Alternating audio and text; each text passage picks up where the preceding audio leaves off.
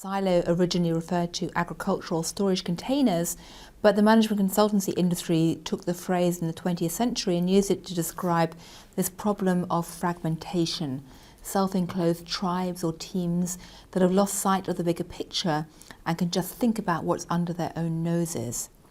But I argue in my book that silos aren't just a structural problem, it's also to do with the way we think about the world. You can have problems of mental fragmentation. It's about tribalism, if you like, but tunnel vision too.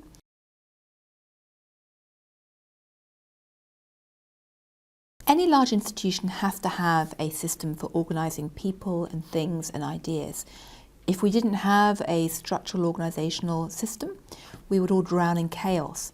And that applies as much to our brains and how we think about the world as it does to large organisations. So silos in many ways are inevitable. And they're often very beneficial because, as Adam Smith said, a division of labour can make a society grow faster, be more productive. Specialism often has great benefits. The problem, though, is that organisations often get trapped in a system where their specialist teams are organised according to the priorities that existed in the past, or things that made companies successful 10, 15 years ago, even if the rest of the world outside that company or institution is moving on. And the other problem is that if people are incentivised to only think about their own team or their own project, if they are in fact disincentivised to try and take a joined up view, and if they don't have opportunities to actually get out of their own little box, you can end up with organisations which are very myopic, rigid, blind to risks, and blind to opportunities as well.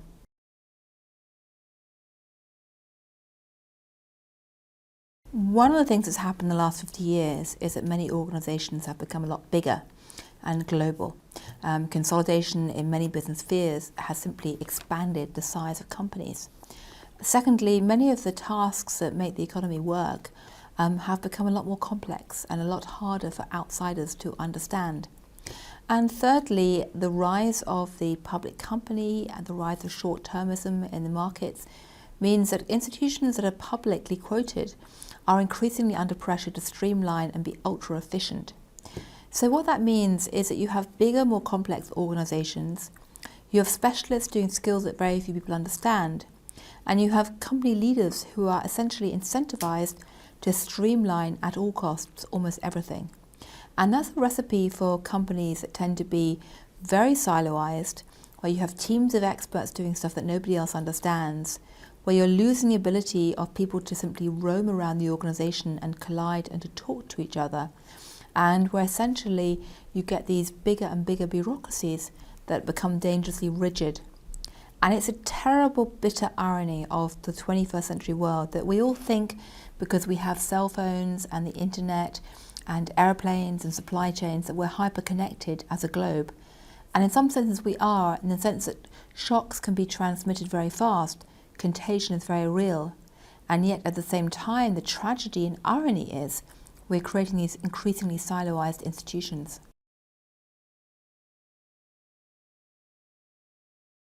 Cultural silos absolutely are a problem in global companies, and on one level it's a natural human instinct for us to cling to people who we know, and it can make it more efficient for them to do business and get stuff done. But the problem is when you have these gigantic companies spanning borders that seem to be connecting the world, inside that company there can actually be as much disconnection as there's actual connectivity.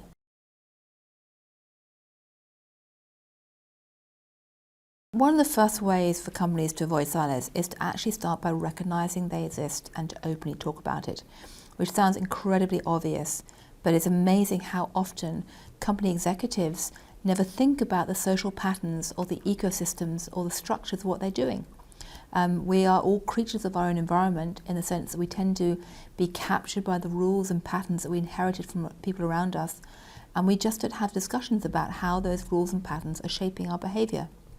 So the first thing that companies can do is to think. The second thing they can do is to try and find ways to break down those silos by rotating people, by giving them space to actually meet with each other and actually try and coordinate and communicate.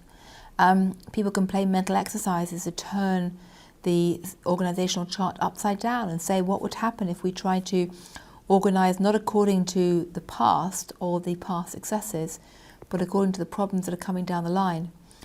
All of those techniques and tools can be used to break down silos, but the most important one is for executives to recognise it exists and start trying to do something about it.